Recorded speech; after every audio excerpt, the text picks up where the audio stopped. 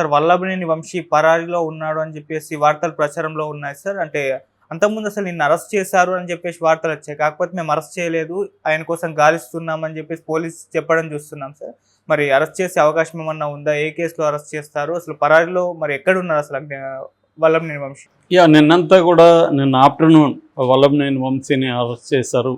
హైదరాబాద్ నుంచి గన్నవరం వెళ్తున్నప్పుడు పట్టుకున్నారు అని వార్తలు వచ్చాయి. మామూలుగానే ఏ గవర్నమెంట్ ఉన్నా ఫ్రైడే అరెస్టులు జరుగుతుంటాయి ఎప్పుడు కూడా. సో నిన్న ఫ్రైడే కావడం, సో కరెక్ట్గా స్కెచ్ చేశాడు. లోకేష్ స్కెచ్ చేసి ఇవన్నీ చేస్తున్నాడు, లోకేష్ వేట మొదలైంది అని నిన్న చెప్తున్నారు. నిన్ననే మనం రెడ్ బుక్ రాజ్యాంగం గురించి కూడా మాట్లాడుకున్నాం. అంటే రెడ్ బుక్ ఓపెన్ చేశాడు. ఒకవైపు అధికారుల మీద రివెంజ్ తీర్చుకోవడం అనేది మొదలైంది. దాదాపు నిన్న 59 మందికి పోస్టింగ్లు ఈరోజు, అందులో 15 మంది రెడ్లని చెప్తున్నారు. రెడ్లను కూడా టార్గెట్ చేస్తున్నారని ఆల్రెడీ వైసీపీ కౌంటర్గా మాట్లాడుతుంది. ఉండొచ్చు, నేను నిన్న కూడా చెప్పాను, కులాలు అనేవి చాలా ఇంపార్టెంట్. ఏ పార్టీ అధికారంలో ఉన్నా ఆ పార్టీ ముఖ్యమంత్రి కులానికి సంబంధించిన అధికారులు ప్రధానమైన పోస్టుల్లో ఉంటారు. అది అన్ని చోట్ల జరుగుతుంది, ముఖ్యంగా ఆంధ్రప్రదేశ్లో చాలా ఎక్కువ. సో అది ఒకవైపు అధికారులను టార్గెట్ చేస్తున్నారు, రెండో వైపు వైసీపీ నాయకుల్ని కూడా టార్గెట్ చేస్తున్నట్టు కనబడుతుంది. ముఖ్యంగా గన్నవరం సంబంధించిన తెలుగుదేశం ఆఫీస్ని 2021లో వైసీపీ కార్యకర్తలు కావచ్చు, నాయకులు కావచ్చు వెళ్ళి దాని మీద దాడి చేశారు. అప్పుడు అక్కడున్న వెహికల్స్ని తగలబెట్టారు. అప్పట్లో అది పెద్ద చర్చనీయాంశమైంది. దాన్ని తెలుగుదేశంలో కూడా సీరియస్గానే ఖండించారు. దాని మీద కేసు కూడా నమోదైంది. అయితే వైసీపీ వాళ్ళు ఇప్పటి వరకు, వైసీపీ ప్రభుత్వం ఎవరిని కూడా అరెస్టులు చేయడం కానీ ఏమీ చేయలేదు. ఇప్పుడు ఆ కేసులో వల్లభనేని వంశీ అక్యూజన్ నెంబర్ 71గా ఉన్నాడు, 71వ నిందితుడు. తనని ఇప్పుడు A1గా చేర్చాలనేది ప్లాన్ చేస్తున్నట్టుగా చెప్తున్నారు. అంటే ఇక్కడ కూడా మనం మామూలుగానే ఇన్వెస్టిగేటివ్ ఏజెన్సీల స్ట్రాటజీస్ అంతా కూడా ఒకే రకంగా ఉంటుంది దేశవ్యాప్తంగా. అధికార పార్టీ ఎవరిని ఇరికించాలంటే ముందు ఏం చేస్తారంటే దాంట్లో పాల్గొన్న వాళ్ళు ఆ వీడియోలు అవి చూసి అందులో వాళ్ళు తీసుకొస్తారు. తర్వాత వాళ్ళ వాంగ్మూలాలను బేస్ చేసుకుంటారు. అంటే వాంగ్మూలాలు ఏముంటాయి, మామూలుగా పోలీసులు చెప్పిందే వాళ్ళు చెప్తుంటారు. వాంగ్మూలాలంతా కన్ఫెషన్ రిపోర్ట్ అంటే నథింగ్ బట్ పోలీసులు మనకేం చెప్తే మనం అదే చెప్పినట్టు పోలీసులు రాసుకుంటారు, సంతకం పెట్టమంటారు మనల్ని. ఎందుకంటే కోర్టులో ఇవి ఎలాగో నిలవు, కానీ కోర్టులో నిలవకపోయినా కూడా వేరే అరెస్టులకి ఇది సాగ్గా కోర్టులో చూపిస్తారు. సో అలాగా ఇది కూడా ఏం చేశారంటే ఆల్రెడీ వల్లభనేని వంశీకి సంబంధించిన యూసఫ్ పఠాన్ అనే ఒక అతన్ని అరెస్ట్ చేశారు, రమేష్ అని ఒక అతను అరెస్ట్ చేశారు. ఇలాగ మొత్తం 18 మందిని ఇప్పటి వరకు ఆ కేసులో అరెస్ట్ చేశారు. ఈ 18 మంది దగ్గర వాంగ్మూలాలు తీసుకొని ఈ 18 మందిలో ఎక్కువ మంది ఇదంతా కూడా చేయించింది వల్లభనేని వంశీ అని చెప్పాడని వల్లభనేని వంశీని అరెస్ట్ చేసి A1గా వల్లభనేని వంశీ చేర్చాలనేది ప్లాన్ అని చెప్తున్నారు.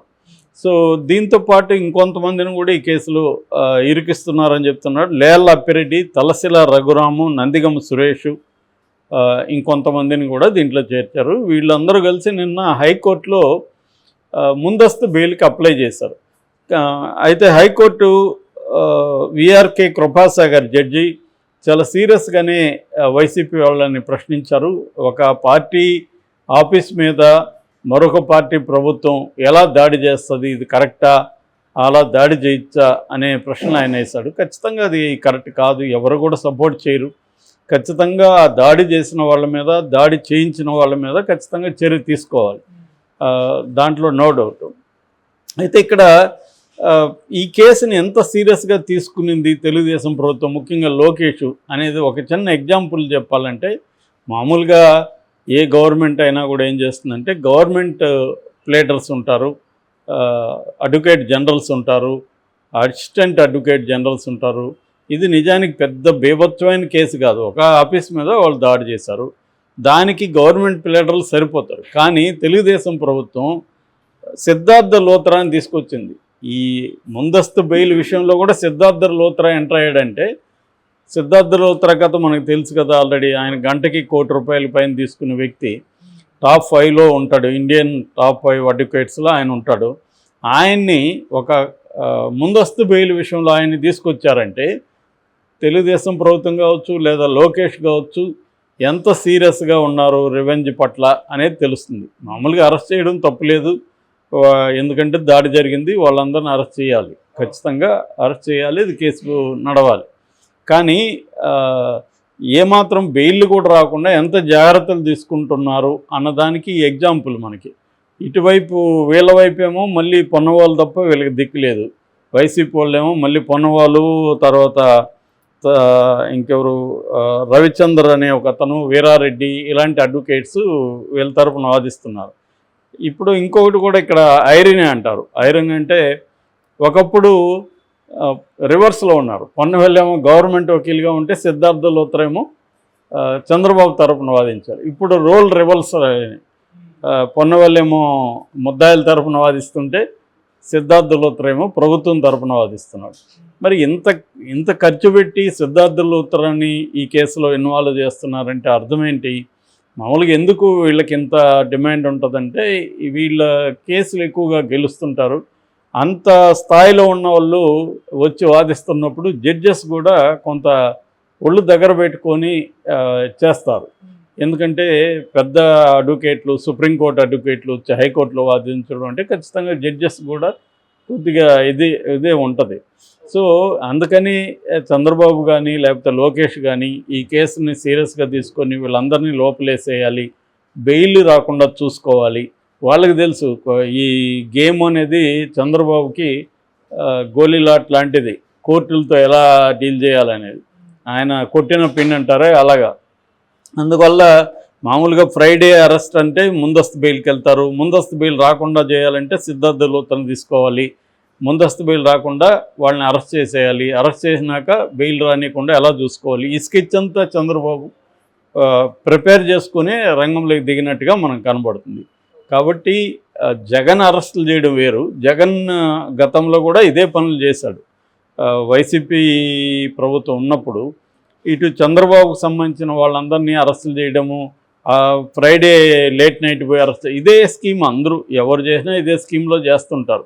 ఎందుకంటే ఫ్రైడే చేస్తే సాటర్డే సండే కోర్టు హాలిడే కాబట్టి బెయిల్ రాదు, కనీసం 2 రోజులు ఉంచవచ్చు అనేది అందరికీ ఉండేది. కానీ చంద్రబాబుతో గేమ్ అలా ఉండదు. చంద్రబాబు అర్ధరాత్రి కూడా బెయిల్ తీసుకురాగలడు.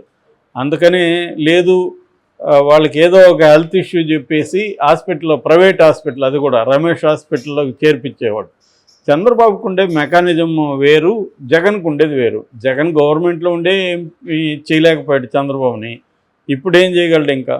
కాబట్టి ఈ గేమ్ అనేది అసమానాల మధ్య జరిగే గేము.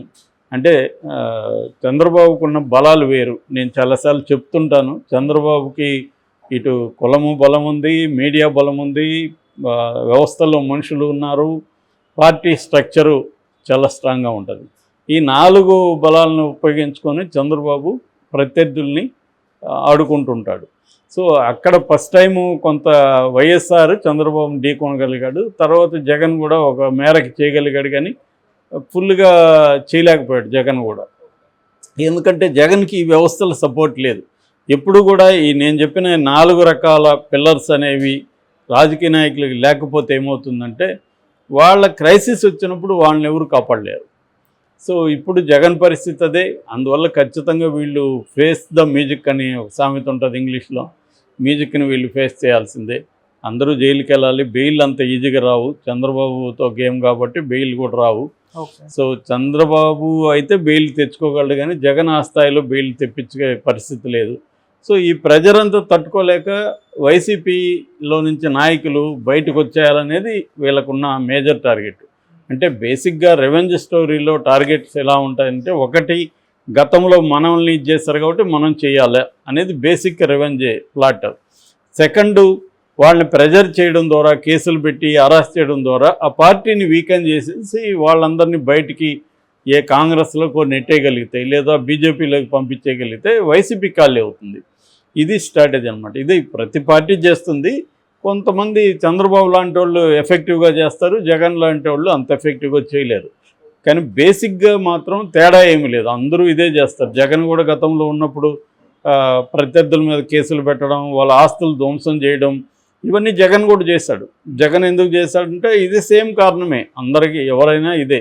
2014 నుంచి 19 వరకు తెలుగుదేశం వాళ్ళు మా మీద దాడులు చేశారు, మమ్మల్ని అరెస్ట్ చేశారని. 2019 నుంచి 24 వరకు వైసీపీ వాళ్ళు చేశారు. ఇప్పుడు మళ్ళీ వీళ్ళు చేస్తాం. ఇది ఒక విసియస్ సర్కిల్, విషవలయం లాంటిది. అంటే రివెంజ్, మేము వచ్చినప్పుడు మీ సంగతి చూస్తాం, మీరు వచ్చినప్పుడు మా సంగతి చూస్తారు. సో దీనివల్ల అంతిమంగా ప్రజలకైతే మాత్రం ఖచ్చితంగా నష్టమే. ఎందుకంటే శాంతి భద్రతల ఇష్యూ వస్తుంది. ఇటువంటి పెట్టుకుంటూ పోయినప్పుడు నాయకులు అల్టిమేట్గా వాళ్ళకి డబ్బులు ఉంటాయి, కొంత ఇబ్బందులు పడినా వాళ్ళు చేయగలరు, కానీ సామాన్య కార్యకర్తలకి ఇబ్బంది.